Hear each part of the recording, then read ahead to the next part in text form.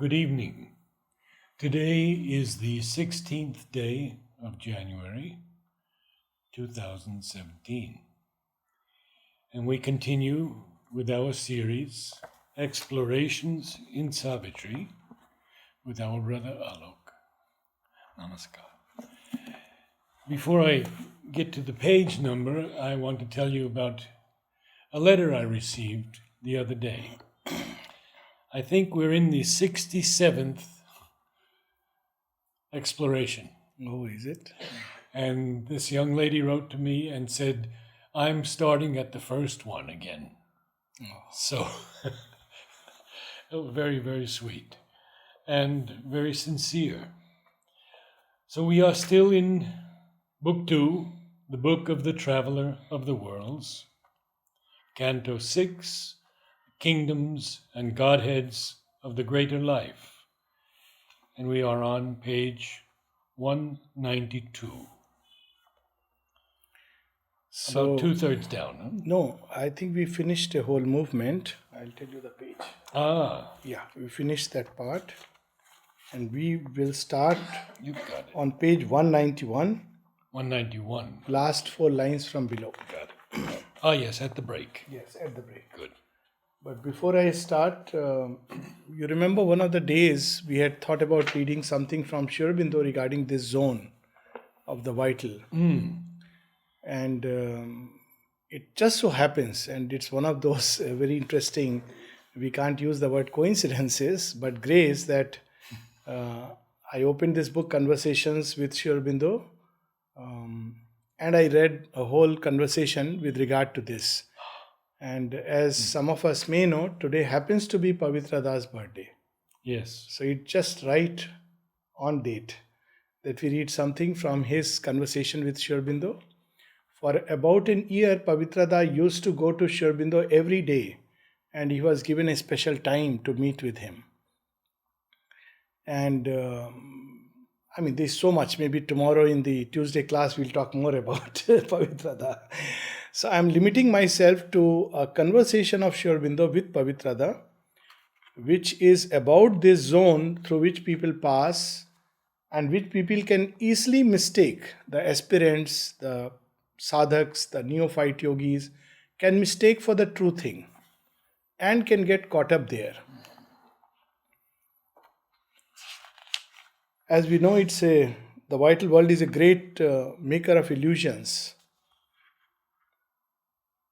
So this is a conversation which took place on 11th January 1926.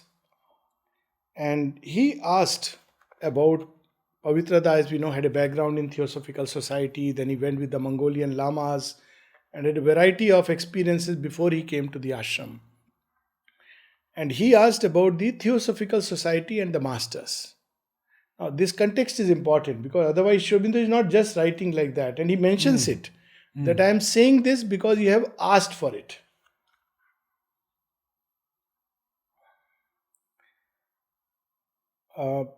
So Sri Aurobindo says somewhere, it's a long conversation. I am reading somewhere in the middle. The other question is to assess the relations of the leaders of the TS with the masters. That is, to determine the nature of the psychical experiences of these persons.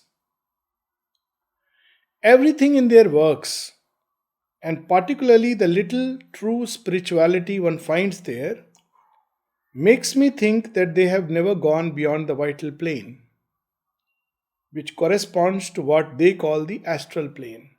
And mind you, they spoke about the coming of a new race and a lot of things like that. So, even about the atomic structure. I set aside the case of deception.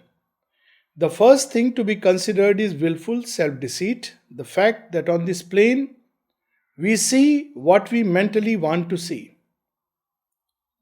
This is a complex and marvelous realm where the true and the false are inextricably entangled. Everything appears under a logical and seductive form. Look at, how beautifully Sri Aurobindo uses a word. Organized but finally illusory. Madame B was an amazing woman with strong intuitions, but someone in whom everything could get mixed up. She was incapable of discussing psychical facts critically. She did not want to. Besides, so you see, the critical faculty has its use even in the psychical experiences to learn to discriminate between what is true and what is simply our own mind's contribution.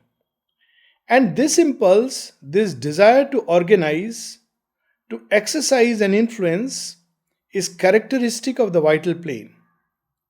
There are influences of all kinds there, whose one desire is to take possession of those who are high placed in order to use them for their own ends. So, if one is not high placed, one should simply thank oneself for one's safety. There is one safeguard. Not only the weak are their prey, but also the strong, for it is especially the strong they aim at. What is special about the vital plane is that anyone who has a certain realization there can make another person have the same realization. Now, you see, this is very interesting. It not only creates an illusion in you, it can transmit it through you to others and very rapidly. And that's how it formed. Yes, so one can become easily a guru on that plane, giving an experience to others, not Shubhendra is using the word realization. And so easily one can fall into the trap. One should not apply the criteria of ordinary life to this plane. This is the mistake that many spiritists, metaphysicists, etc. make.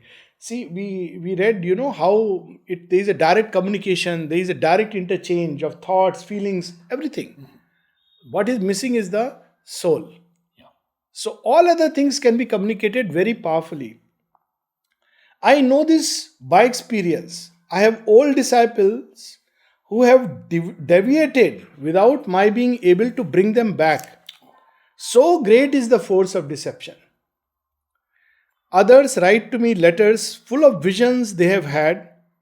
They have seen me, and I am supposed to have given them instructions.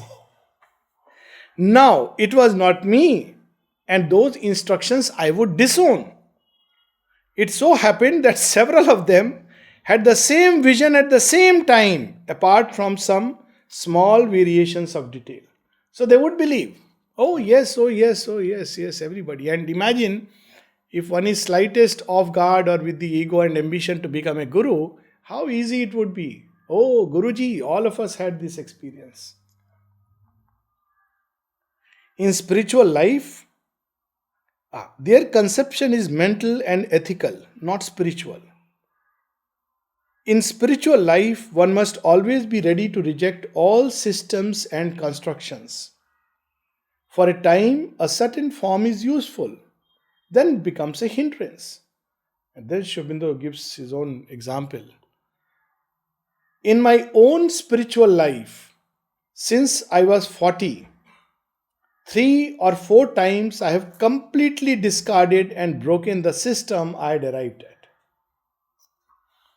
This is how one journeys towards the infinite.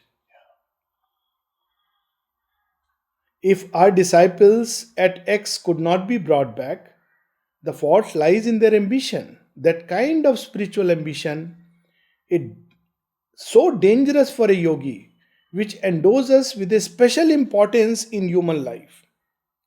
It is a big danger, and I think it was responsible for making the Theosophists fall. There is a core of true spirituality there, which we have read. There is something which remains true.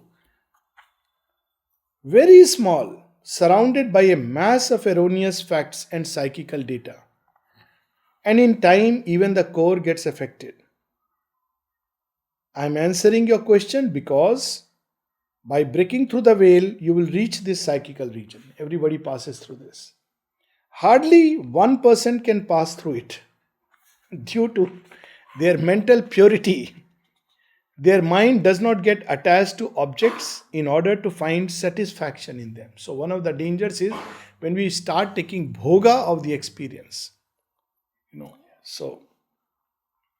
And this is a great danger, a powerful pressure. One must be very strong and hold on to the truth in order to resist. This is why I am replying, and not in order to speak about the TS. I have nothing against it, nor against any of the theosophists to whom I wish the very best. I am not against them. So he is very clear that why he is answering this. Sometimes when we quote something from Sri Aurobindo out of context, it may give a very different connotation, as if he was just passing a remark offhand. But there is a context to it. Then he asks, if these are the conditions of the vital plane, is it nevertheless possible to free oneself from them? These forces obey laws. By knowing them, one can free oneself from them. He is a scientist. And they say that when Pavitrada came onto the scene in the evening talks, suddenly if you see the talks, they take on a scientific turn. Because he had a disciple who was extremely, scientific in his temperament, at the same time, very psychical in his opening to the yoga. So it was a wonderful combination. So Sri Aurobindo says, of course it is possible.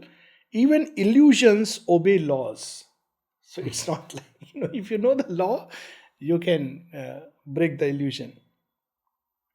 Here, there is an aspect of true occultism, not that of the theosophist. This occultism seeks to understand and realize, not to mentally create. It is in a way an extension of science.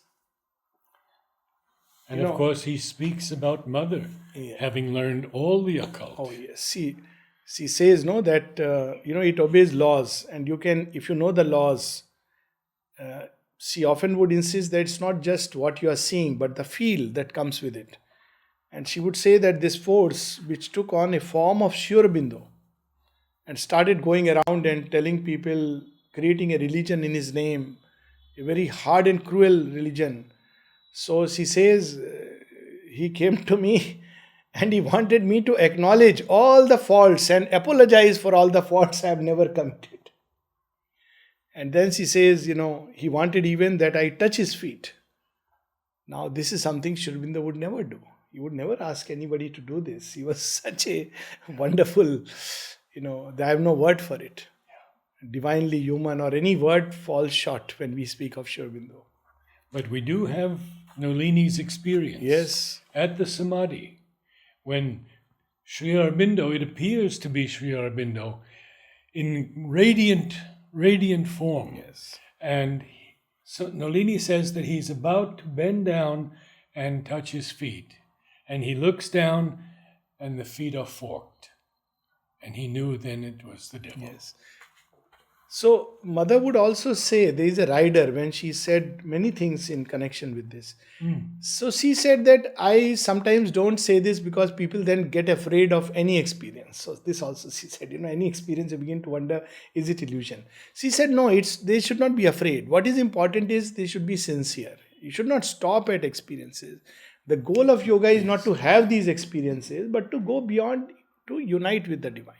So if you keep that humility and you are clear about the goal, then things are fine. They can come. Yeah, they will come. They come to everybody. That's what he's saying.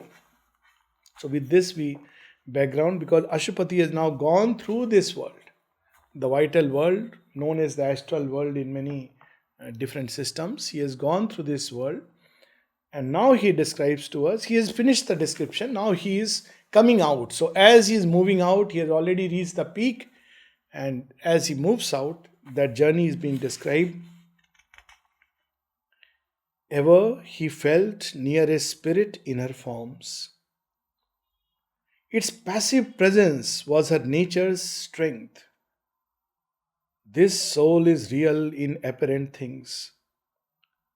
Even upon earth, the spirit is life's key. So we must keep on seeking that, keep on turning towards that. And it is there, hidden behind every illusion. And if you are clear about it, that you are seeking that, then it will ultimately you will break free from any illusion. Now we're listening to the word, this soul is real, but it's S-O-L-E. Yeah. This only is real Yeah. in apparent things. Yeah, but the beauty is it would also apply to us as well. But here it is, this alone is real. This alone is real. But her solid outsides nowhere bear its trace. So, all the forms that are created, even on earth, in the vital worlds, anywhere, its stamp on her acts is undiscoverable.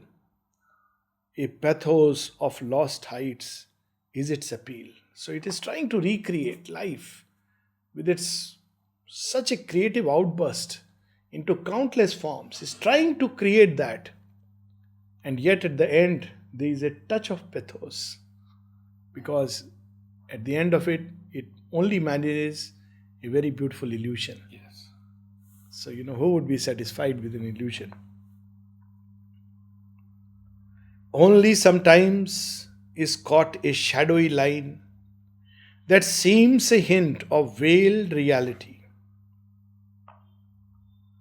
Life stared at him with vague, confused outlines, offering a picture the eyes could not keep, a story that was yet not written there.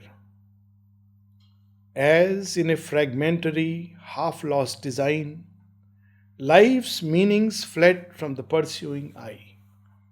So everything is there.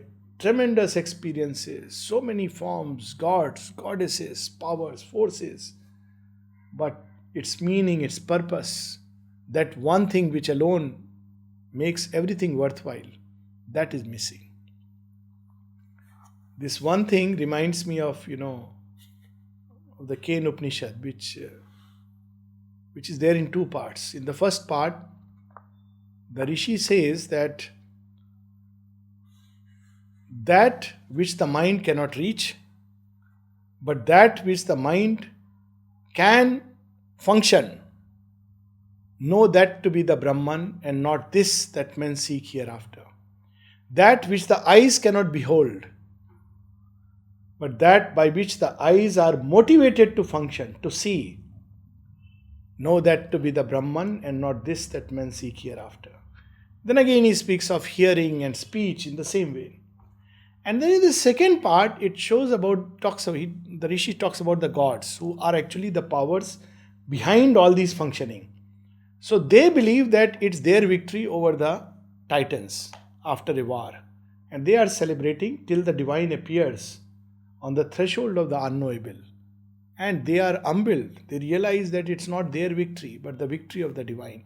So in a cryptic way, this Upanishad points towards this, that don't stop at a halfway home of the spirit. Even the gods know it not. Go beyond, and you have to surrender. He has to surrender to the Divine Mother. Ultimately, the greatest of gods finds that it's nothing but the Divine Mother's power which makes them function. So here we have this hint again that one thing is missing, which gives life its purpose, its sense. Life's visage hides life's real self from sight. Life's secret sense is written within, above. We should not be carried away by the forms. We should go deep inside to touch the core. The thought that gives it sense lives far beyond. It is not seen in its half-finished design. So this is why perhaps in some traditions which follow a tendency towards nirvana, and they decry all forms. They go to that extent that don't worship any form regardless. But of course Shobhindo yoga is an integral yoga. So it says in every form you discover the infinite. So that's a subtle difference, but they had the point that so that you are not trapped by anything. But here, because there is a work to do here, and it's a yoga which involves earth and all the forces and beings that have come into the play, you need to discover the secret truth behind all. And that makes it more difficult. And yet we have to be cautious.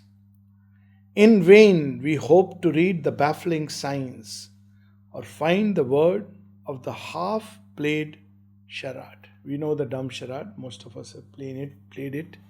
You mime a movie, you make some gestures, and you are supposed to guess it. I imagine if you have half, you are not giving the other half. So you just can't know it. You will play the game. You can continue playing. And it's a guess. Sometimes you may guess it right, you hit it, or you may miss it. So it's like that. So all these forms in the vital world are like half truths, and these are half falsehood. So you have to get past it. Only in that greater life a cryptic thought is found, is hinted some interpreting word that makes the earth myth a tale intelligible. So there are hints and suggestions scattered here and there, which cast its own sense, and you can see it on earth. There are many beings in the vital world which resemble earthly beings. It's a whole script by itself. For instance, someone just asked me in the dispensary a couple of hours before that, what does a white snake mean? Now, it's very interesting that snakes in general would be hostile forces, but snakes are also evolutionary forces. So, of course, white snake is an evolutionary energy. So, which comes to, push you to grow. Similarly, child, fire, everything, all these images are something which are, then you see the earthly plane and you discover, oh, this is what it means. So, there is a sense within it from which the earth derives its sense. Something was seen at last that looked like truth. Looked like.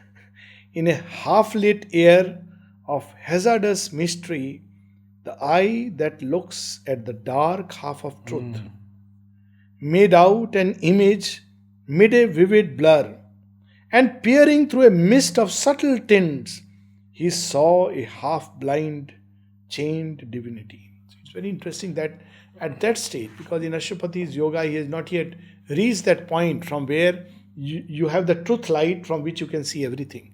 So he's still with that half light, you are looking at the dark side, the realm of ignorance, which is now a little bit lit, and you are trying to fathom, and there is something you fathom there.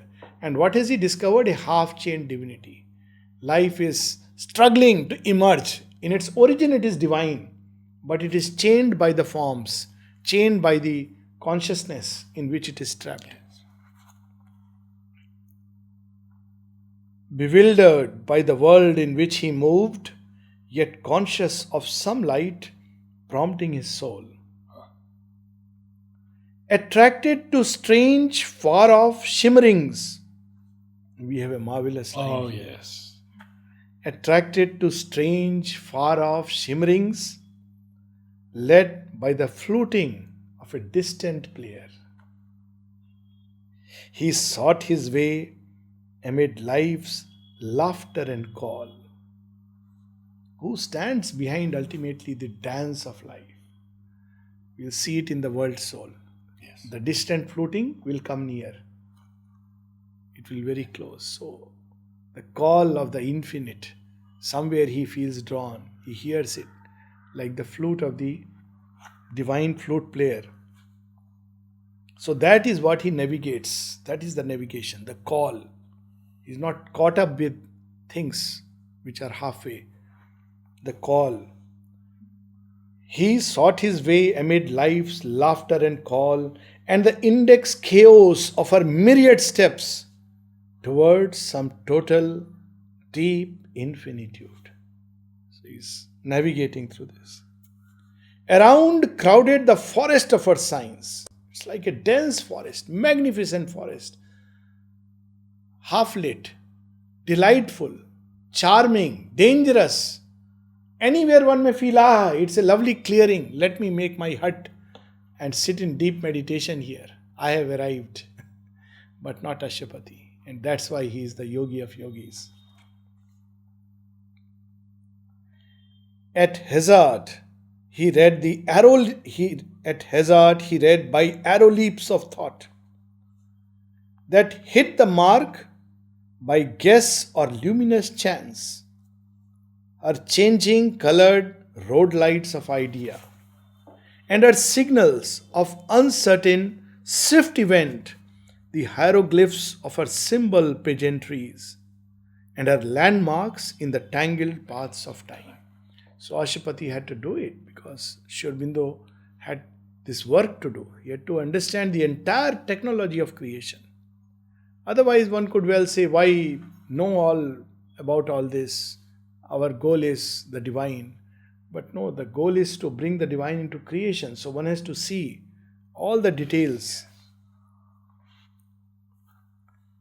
In her mazes of approach and of retreat, to every side she draws him and repels, but drawn too near, escapes from his embrace. All ways she leads him, but no way is sure. That's typical of life unless one has touched the divine core. You feel this will make you happy, this will make you satisfied. Ah, at last you have found. And you touch it and you clasp it and it's gone right beneath your clasp.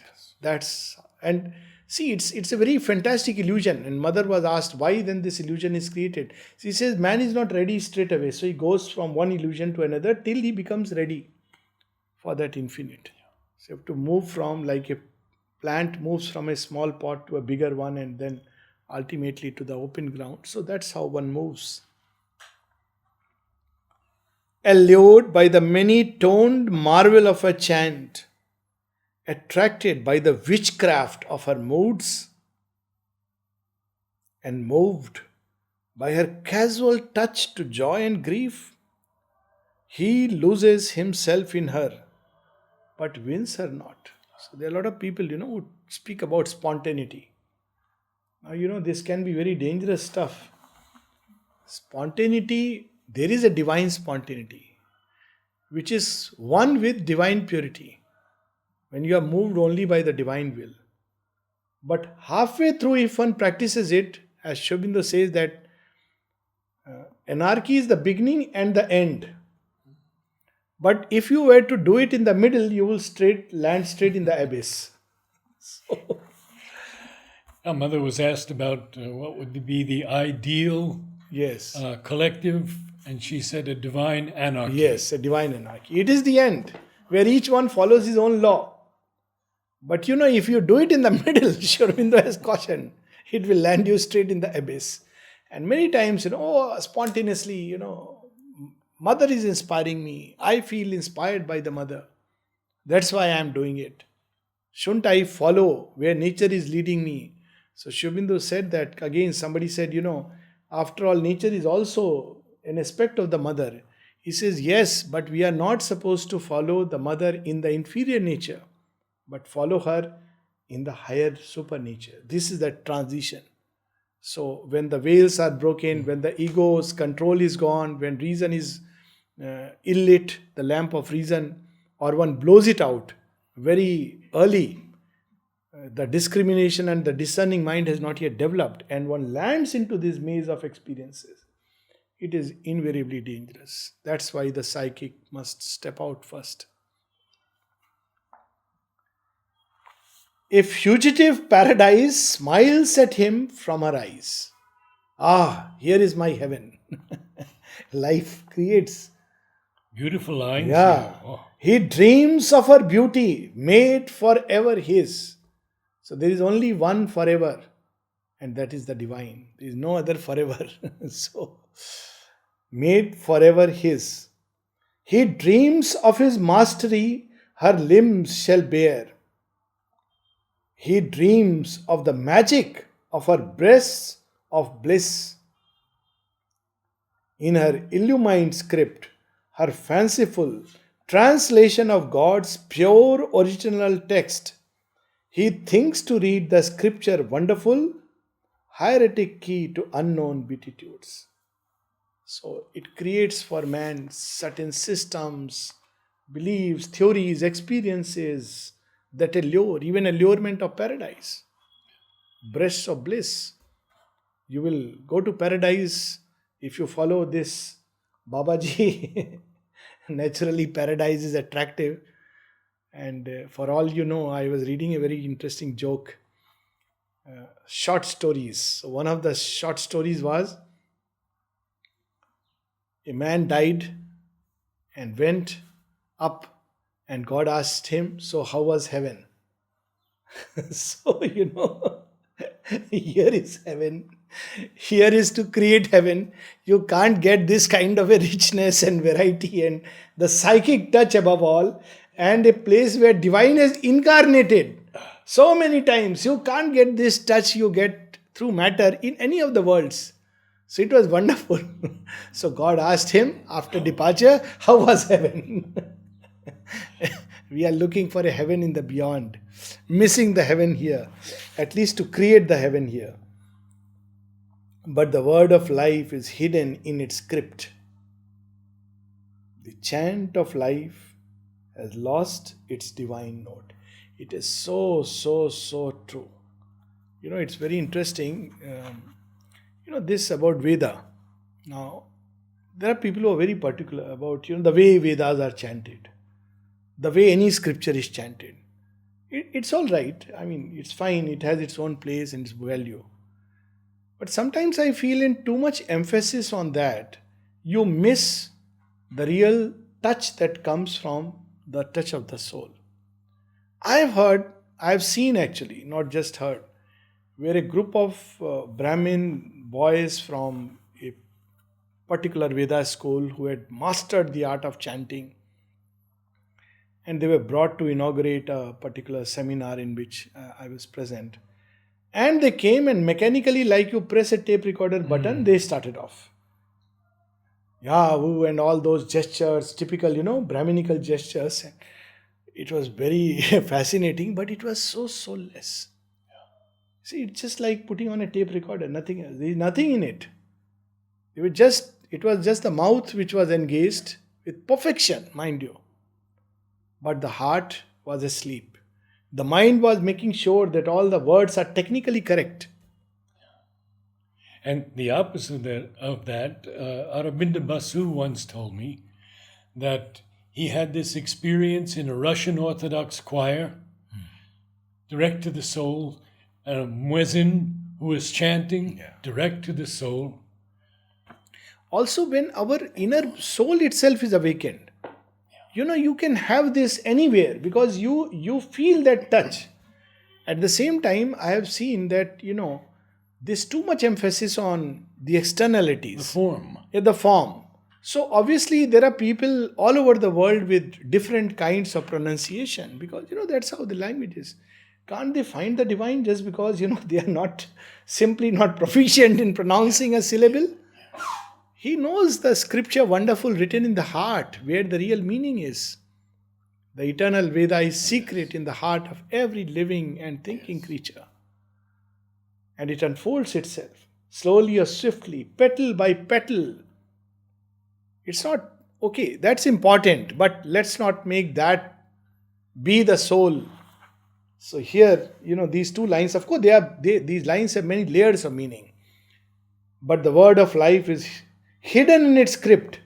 The chant of life has lost its divine note. Its cry, somewhere it is there in the story of life. But its cry, it's all the things that it creates, its murmurs, the sounds of pleasure and the sounds of pain, they have lost it. Unseen, a captive in a house of sound, the spirit lost in the splendor of a dream, listens to 1,000-voiced illusions ode. 1,000-voiced illusions ode. And the spirit is chained there, captive to its dream. So it's a world where you dream, but you never really realize. Sri Aurobindo is leading us in a very beautiful way here as a musician. Yes. There are so many words, chant and ode, and we get a little further, and there's hymn, and he uses so many of these beautiful terms of music. Yes. Maybe we can read a few more lines. We have some time. Sure. A delicate weft of sorcery steals the heart, or a fiery magic tints her tones and hues. Yet they but wake a thrill of transient grace. This I've also felt, there are stages. Like there was a time when I'm sure all of us are moved by the bhajans.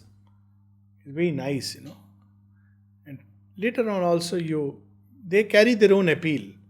But there comes a time when you get past the bhajans. So they create a kind of emotional appeal at a point of time. And sometimes, of course, they can be very misleading also. I'm reminded of an experience of Champak Lalji in Hong Kong. So, Champak Lalji looked like a traditional yogi. And so they organized for him a bhajan sandhya, an evening of bhajans. They thought he would love it.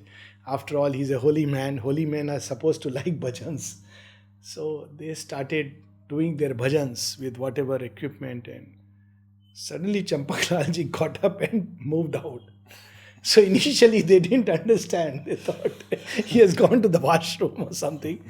But people saw, after all, he has got up. Where is he going? He walked straight out of the house. Now, it was everybody's turn to be surprised. So some of them followed him, and he's walking very fast. And here the bhajans are going on. Now they don't know whether to stop or whether to continue. Till, they caught him. What happened? No, he won't speak. But he doesn't want to go back. So ultimately he was calmed down and he was brought back. So very innocently the host said, but we were singing only bhajans in praise of God. So Champak Lalji gets a letter, pad, and writes there, certainly not the God I know.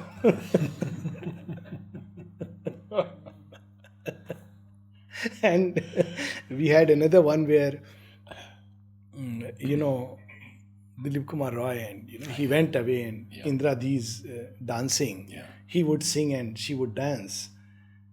And mother was supposed to watch, and she is divine mother, all compassionate. So she watched, but suddenly she got up halfway through and went away. So he was very hurt, injured pride. So he wrote to Shri Aurobindo. And Shri Aurobindo had to mellow down the whole thing. He said, no, it was nothing against anything, but she saw a lot of vital forms gathered around here, so she went away. So it was very clear, So how easily, and actually you see some of these now on television, they have these kind of bhajans and dancing to the tune of certain bhajans. And if you look at it, it's nothing but party. But, people want a release, so they have a party. And they have all kinds of dances. They're having a gala time. And that's how it is. A purely vital movement. But unless you know the real thing, you cannot know the difference. It's only when, by the grace of the divine, you have touched something true, felt it, that you cannot be deceived. Or if one is tremendously sincere, one cannot be deceived. So, there are steps and stages, as we were mentioning. Sorcery and, stealing tones and hues, yet they but wake a thrill of transient grace. A vagrant march struck by the wanderer time, they call to a brief unsatisfied delight, or wallow in ravishments of mind and sense, but miss the luminous answer of the soul. And there it is, just everything you've been saying. And this is the difference between the traditional bhakti, which is largely confined to the emotional, and the bhakti in integral yoga, which stems from the deep core of the soul, where you want to love, to belong to none else but the divine, nothing else but the divine, which is very different from an emotional fervor and dance and music and lot of sound, after which small effervescence, then it settles down, maybe a little bit, it touches you somewhere, something, but the rest just goes away. Shakespeare, full of sound and fury, signifying nothing. Nothing. That's it. Last 4 lines. Yes. A blind heart throb that reaches joy through tears. Again, see, it's not necessary to go through this viraha and abhiman. These are the terms used. Life crying, those tears of longing which are mixed with a lot of pride, wounded pride. In traditional bhakti, one had that. And Shri Aurobindo cautioned. Somebody asked, is it necessary? He said, no, it's not necessary. It's a different experience when tears well out because of the touch of the Lord. They are psychic tears, which are different. But this feeling that, he has not heard me. Oh, he has turned away from me. I will turn away from you. You have separated from me. I'll also separate. That kind of movement which many bhaktas used to go. go through, that sense of viraha and despair. You have abandoned me, things like that. And pain. Pain. Sri He said Aurobindo, it's not yeah, necessary. in a letter I was reading today, he tells this disciple that, you're in love with your illness, Yes. and you love the pain. He says, yes, it can be transmuted to joy, yeah. but he said, not in your No, case. not in That's true. So one gets caught up in these things rather than the real stuff. A yearning towards peak, forever unreached. An ecstasy of unfulfilled desire. Track the last heavenward climbings of her voice. So, this is the ultimate possibility in this realm of greater life. At its height, it tries to reach out to the infinite, feels the pang of separation, momentary touches and glimpses, and then again falls back into abysses of despair. So, that bhakti eventually moves within this circle. So, that's why Sri Aurobindo speaks of the sunlit path, where there is a trust, there is dependence, there is longing, but without despair. There is a cry and a yearning deep within, but without that sense, oh, why have you abandoned me? There is perfect trust because the divine never abandons.